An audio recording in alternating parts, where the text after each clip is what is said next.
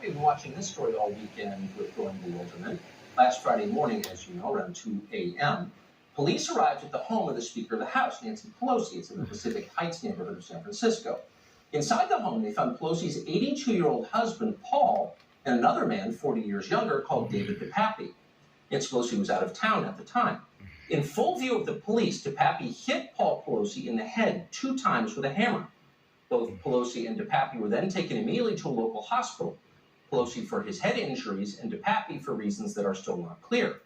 DePappy was later charged in federal court with assault and attempted kidnapping. At this point, that's what we can say for certain. David DePappy assaulted Paul Pelosi with a hammer. Apparently, DePappy has admitted that in police custody. But beyond those facts, there is much in the story that remains muddy. How, for example, did DePappy get inside the Pelosi's home? That's the first question. Last year, ABC News reported, which you already guessed, which is that Pelosi has round-the-clock protection at her houses. Quote, she has her own security. She has the Capitol Police. They fly all the way out here from Washington, D.C. with her. And yet, in this case, San Francisco DA Brooke Jenkins says that there was no security present at the Pelosi home on Friday night. And that's pretty strange because, according to multiple accounts, even when Pelosi isn't at home, her houses are well guarded. Again, as you would expect.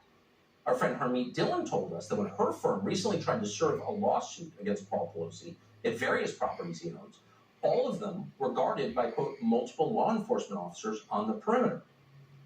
So how did DePappy get past security that apparently wasn't there? And why wasn't it there, if in fact it wasn't? We know he got inside, and once he was inside, what exactly happened next? Well, accounts of that are changing. At the first press conference on Friday, San Francisco police suggested there was a third person in the home when police arrived, and Politico dutifully reported that. Quote, officers arrived at the house, knocked on the front door, and were led inside by an unknown person. In other words, by a person who was not David DePappy or Paul Pelosi. Now, Politico never formally corrected this claim. Instead, just 2 days later, Politico, the same publication, attacked anyone who repeated its own reporting as a crazed conspiracy monger. Quote, pro-Trump commentators weighed in online to raise questions about the investigation based on unfounded and false claims. Among those baseless claims, that a third person answered the door when police arrived at the Pelosi home. Okay, 3 separate adjectives knocking down that idea. But the question remains, was there a third person at the home? We don't know, but it's not crazy to assume there was. Here's how today's charging documents describe the scene inside the house. Quote, when the door was opened, Pelosi and DePappy were both holding a hammer with one hand, and DePappy had his other hand holding onto Pelosi's forearm. Pelosi greeted the officers. The officers asked them what was going on. DePappy responded, everything was good. So it's an awful scene in some ways, but here's the critical clause. When the door was opened, well, opened by whom? Common sense suggests it probably couldn't have been Pelosi or DePappy who opened it. They were locked in a life-or-death drama, a struggle over a hammer. The documents filed today assert that Paul Pelosi had never seen David DePappy before. Yet in Pelosi's 911 call, he knew DePappy's first name and apparently referred to him as a friend. Here's the audio. This is from a dispatcher relaying Paul Pelosi's call. RP stated that there's a male in the home and that he's going to wait for his wife. RP stated that he doesn't know who the male is, but he advised that his name is David and that he is a friend.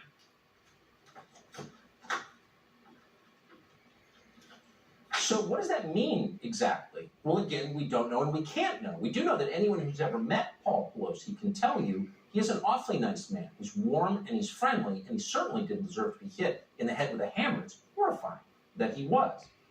But as long as this is a news story with public policy implications, and unfortunately that's what it's become, it is fair to ask the obvious questions as you would about any other violent crime that occurs in America, and especially this one, since so many facts, basic facts, seem to be in dispute. Local KTVU investigative reporter Evan Sarnofsky, for example, initially reported that DePappy was, quote, found in underwear when police arrived. Today, Sarnofsky made a specific point of retracting that claim. Quote, I'm now told by other sources that DePappy was not dressed only in his underwear.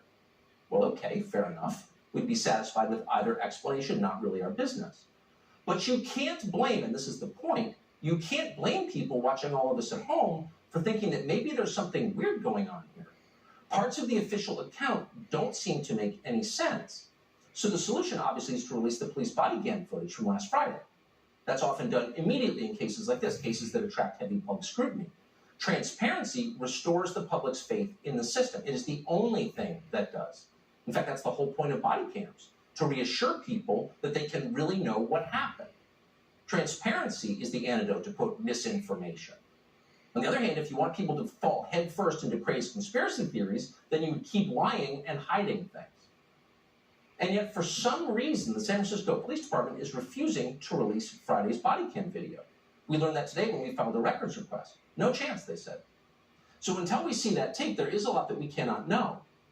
But the main question tonight, the one that's going to affect your life going forward, because this story will affect your life, the question is, who exactly is David DePappy? Many in the media seem studiously uninterested. They don't really want to know. At a police press conference last week, a reporter was caught on a hot mic being instructed by someone not to discuss DePappy in any great detail. So it was left in the end to a journalist who doesn't work for a big media outlet, independent reporter Michael Schellenberger, to fill in some of the blanks. Schellenberger first did the obvious. He went to where DePappy was living, across the bay in Berkeley. You're seeing an image of it on your screen right now. Apparently, DePappy was camping full-time in a dilapidated Ken Kesey-style school bus, complete with a gay pride flag out front and a sign that reads, "Berkeley stands against hate." Behind the bus hangs a BLM banner. So politically, this picture could not be clearer. You know where this guy stands. But Schellenberger and others kept digging. They found that DePappy was in fact well known in the area, in the entire Bay Area, as a hallucinogenic drug enthusiast and a semi-professional nudist. He often appeared at nudist-themed events. Does David DePappy have a prior criminal history? That's an obvious question, and perhaps a relevant one. But we can't answer it because, once again, authorities in San Francisco have refused to tell us or anyone else. We do know that the people around David DePappy believe that he was completely deranged. The ones who knew him best thought that. The San Francisco Chronicle interviewed his ex-girlfriend, who reported that DePappy is mentally ill and struggles with drugs. For example, he once thought he was, quote, Jesus for a year. He's never been able to hold a job, said the former girlfriend. He has been homeless. This person really does suffer from mental illness, and that is probably why he was there at 2 a.m. She described him as a, quote, broken child in an adult body with serious mental problems. DePappy's neighbors, who would know, said more or less the same thing. Anything strange about him or anything that stood out? There's something strange about the whole household. The entire household is very, very strange. He is birds of a feather with akin to them. So they are just, nudist drug abusers, and that's who gravitates toward them. So just another homeless, mentally ill drug addict with the fondness for BLM. That's not quite so unusual in San Francisco. Oh, and there's one other highly unsurprising thing about David DePappy. He's also an illegal alien. Today, Fox's Bill Malugin learned that DePappy, who is originally from Canada, has long overstayed his visa, so he is currently in this country illegally. So to restate, the perpetrator in this violent crime against Paul Pelosi is a mentally ill, drug-addicted, illegal alien nudist who takes hallucinogens and lives in a hippie school bus in Berkeley with a BLM banner and a pride flag out front. So take those uncontested facts and let them rattle around your brain for a moment until a recognizable pattern emerges. What does this sound like to you? If you guessed, this is obviously a textbook case of homegrown right-wing extremism, well then obviously you've been watching a lot of cable news today. Here's a selection. Is this political violence, in your opinion?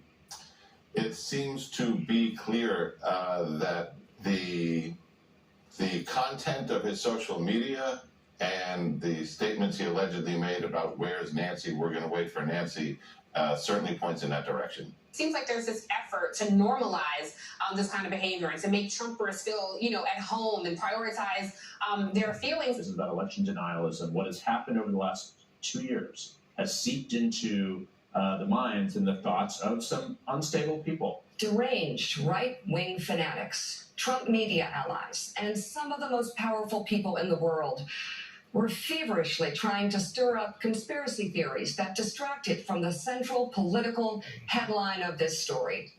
That years of Republican propaganda and Trump-fueled fascism led 42-year-old David DePappy to break into Nancy Pelosi's San Francisco home. Well, to be fair, the fact that Mika Brzezinski has a high-paying job does give rise to conspiracy theories. I mean, in a fair society, how could that happen? But it has. But the bottom line is, ladies and gentlemen, the mentally ill, homeless, illegal alien drug addict who lives in a painted school bus in Berkeley with the BLM flag is actually, despite all appearances, another member of Donald Trump's QAnon army. As CNN commentator David Axelrod put it, far-right conspiracy theories are to blame here. And of course, Jen Rubin at the Washington Post accused right-wing Republicans of inciting violence against the Pelosi family using this illegal alien homeless guy on drugs. The far right demonized Pelosi, and that led to the attack, read a banner on MSNBC. So, on what grounds, other than political desperation, are they saying things like this? Well, according to some reports, the homeless, mentally ill, drug-addicted, illegal alien David DePappy somehow maintained websites with right-wing content on them. One of these sites was apparently called friendlyfriends.com, and the strange thing about that website is that the web address for it was registered back in September, but there's content on the site that is backdated to August. And Internet Archiving Services didn't register any content from that blog, apparently David DePappy's blog, until October 28th. That was the day of DePappy's attack on Paul Pelosi. On October 28th, friendlyfriends.com suddenly included a bunch of incoherent posts about UFOs and Peter Navarro. We're not making that up. Those are the facts. What do they mean? Well, it's a right-wing conspiracy, obviously. Better indict Marjorie Taylor Greene for the crime. So keep in mind, as you shake your head in bewilderment at all of this, that the midterm elections are next Tuesday, and Democrats are in trouble, and they believe the attack on Paul Pelosi might help them. As Margaret Brennan explained over on CBS, because a mentally ill illegal alien attacked Nancy Pelosi's husband, it is now immoral to criticize the leader of Democrats a week before an election. Savor this. Republican candidates have spent more than $116 million on ads that mention Speaker Pelosi by name in this cycle. If this is about the issues, why don't you make it about the issue? We are 8 days out. Don't you think this needs to change? Why not pull some of these out? Why do you make it about the issues? Said the lady who spent 4 years screaming about Donald Trump the man. It's hilarious, and brazen, and shameless, and the second the midterms are over, they'll stop. But the point is, as always, all the journalists got the same memo, and they're all running with the same memo. Of course, using exactly the same words. Ashley Parker at the Washington Post wrote this, quote, in 2022, the GOP spent $40 million vilifying Pelosi in ads, and on Friday, her husband was attacked by a hammer. Do you see the direct correlation? If you criticize Nancy Pelosi, obviously you're endangering her family. For she does run the political party that's facing re-election right now that controls the United States Congress. She's third in line for the presidency, but you can't criticize her because if you do, you're just like your acolyte, Paul DePappy. So the Republican Party clearly needs to stop running advertisements that hurt Democrats ahead of the midterms. Please. That's the problem here, not the mentally ill BLM nudist in Berkeley. So what they're really arguing is, in the wake of this attack, which is awful against someone who did not deserve it, and we want to be clear about that. Paul Pelosi really is a nice guy. Hard to believe, but he is. But in the wake of that, they're telling you, unfortunately, you can no longer have free speech. No, you can't. They're telling you this is an example of stochastic terrorism, which is a completely meaningless phrase that emerged like a virus out of the university to infect our public discourse, or more precisely, to suppress our public discourse. Reuters has reported that, and we're quoting, terrorism and extremism experts believe it could be an example of the growing threat of so-called stochastic terrorism, in which sometimes unstable individuals are inspired to violence by hate speech. Okay. What is hate speech, by the way? All of a sudden, everyone in the media has, sort of without explaining why, agreed that there's this thing called hate speech that's real and probably actionable. They could find $1 billion judgment against you if you commit hate speech. But just to remind everyone watching, there's no such thing as hate speech. Hate speech is speech people hate, usually the people in power. The truth is, all speech, except speech that encourages people to imminent illegal action, like go shoot that guy. Short of that, there's no hate speech. All of it's allowed under the United States Constitution, which is our final hope. But what they're telling you is that dissenting in any way from the editorial positions of, say, the Washington Post or the Daily Beast or the Atlantic Magazine, disagreeing with those publications and the consensus they represent isn't simply immoral. No, it's worse than that. It's violence. It gets people killed. That's the stochastic terrorism. When you question, say, COVID protocols, or drag queen story hour, or the war against Russia, you are effectively smashing an 82-year-old man in the head with a hammer. They're making that argument. And of course, they have no choice but to make that argument. Democrats are very worried about the coming elections, but they're absolutely terrified that Elon Musk may allow people to criticize them on Twitter. And they know, what Republicans don't seem to know, which is without censorship, the Democratic Party cannot continue to hold power. Democrats understand that. They have nothing to offer. They have to stop you from asking questions. So they have to crush Elon Musk. Not because he's a right-winger, but because he will allow their opponents to speak. And of course, they are using the attack on poor Paul Pelosi to do just that. The New York Times has just come out with a piece that says, and we're quoting, Elon Musk in a tweet shares a link from a site known to publish fake news. Really? What did Elon Musk do? Well, he linked to an article about how Paul Pelosi called the guy in his home a friend. Well, that's what the 911 tape says. You can draw your own conclusions or not. Maybe you don't care, which is also fine. How is that fake? It seems to be real. NBC News' Ben Collins explained that Musk's tweets are, quote, how you lose a democracy in the age of the internet. Oh, by asking questions. Jimmy Kimmel attacked Musk personally. Used to be a comic. Sad to watch that decline. It's been interesting, Kimmel wrote to Musk, to watch you blossom from the electric car guy into a fully formed piece of human excrement. Then CNN told its viewers today that in the wake of the attack on Paul Pelosi, Elon Musk could no longer let people speak freely on Twitter. That was his plan, but no more. In the wake of the attack on Pelosi, Musk must retain, quote, what the far right calls censorship. Well, the far right. But you don't need to be far right to identify it as censorship, because censorship is exactly what it is. And to restate, Democrats could no longer exist or hold power without it. They need censorship. And they're going to try to use this horrifying crime to hold on to it. But something else is going on here, too, something beneath even all of that. Obviously, by immediately politicizing the attacks, Democrats get a lot, potentially. But the main thing they do is effectively obscure the deepest truth of all, which is that what happened to Paul Pelosi is not so unusual anymore. Crime in this country is out of control by every measure. Attacks by the mentally ill homeless, even non-nudists who don't live in buses, but the mentally ill homeless are now their own category. They're a feature of life in our cities. In fact, of every part of this country controlled by the Democratic Party. If you live in one of those places, no matter who you vote for, you know that that's true. Get pushed in front of a subway train by one of them. That's entirely real. Here's one recent and especially awful example from California. A 54-year-old man and his 22-year-old daughter were just stabbed to death in the parking lot of a Kohl's in Palmdale by a mentally ill homeless man. Not an unusual story, but a particularly awful one. Here's a local news account. Residents say there are multiple homeless encampments in the area and that people are known to live out of their cars in the back of this particular parking lot. Everyone said they're shocked by the violence. For me, I was like dumbfounded. This thing, like, wait, somebody just got stabbed in the broad daylight? I mean, like, again, it doesn't matter if it's daylight or nighttime, but the fact that people have the audacity, which means, hey, people don't care, you know, especially when you're dealing with the type of mentalities that these homeless people have, they don't care. So to find out, like, wait a minute, somewhere where I go to shop to get gas and my bank is right here, but then some dead person is right there, that's infuriating and sad. So to restate, with heartfelt sincerity, we couldn't feel worse about what happened to Paul Pelosi. He didn't deserve it. On the other hand, if you're going to be injured in a violent crime in 2022, not so surprising that that crime was committed by a mentally ill homeless man, because so many crimes are committed by mentally ill homeless people.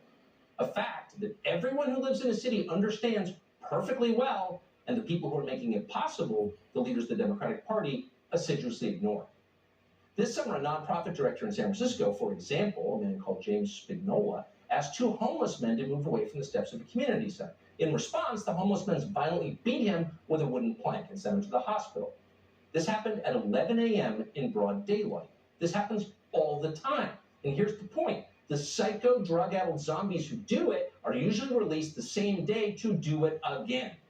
Everyone knows that. It's not an accident, it's the result of policies that Nancy Pelosi supports in her own city. But in this case, the guy did not walk because it happened at Nancy Pelosi's house. So the guy is still in jail.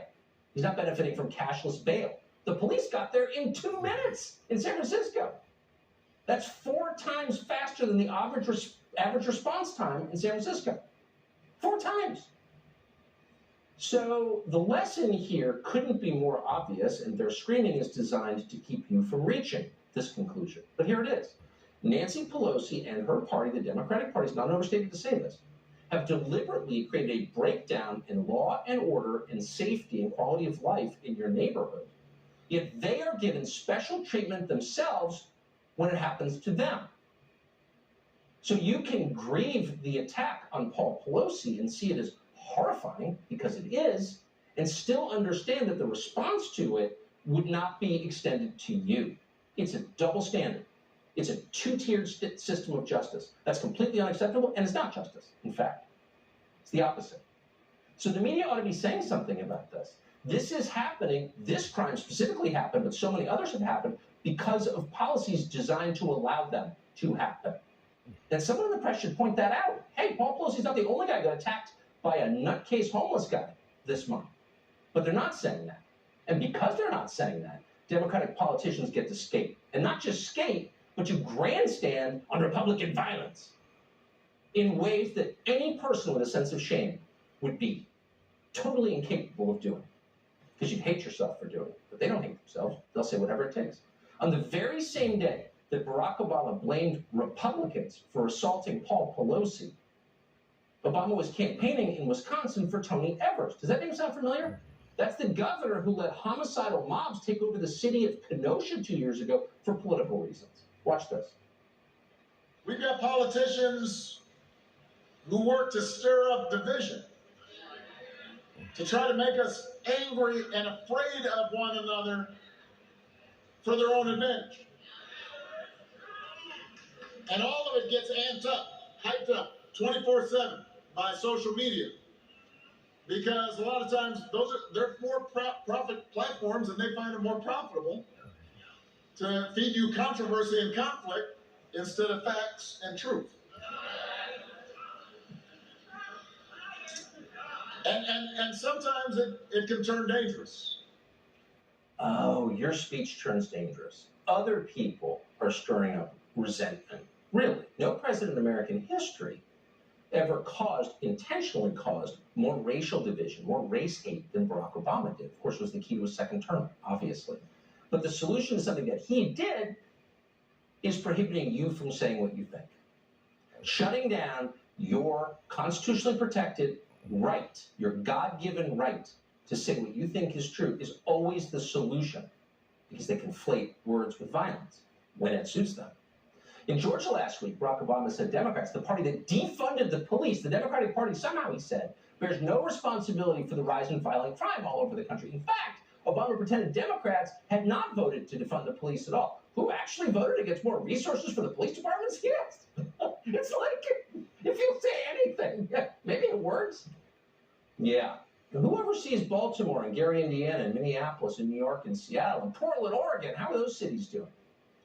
Speaking of shamelessness, Kathy Hochul just went on Al Sharpton's show to claim that the crime wave, the one that you're watching, the one that may have hurt you or killed one of your neighbors, it's all fake.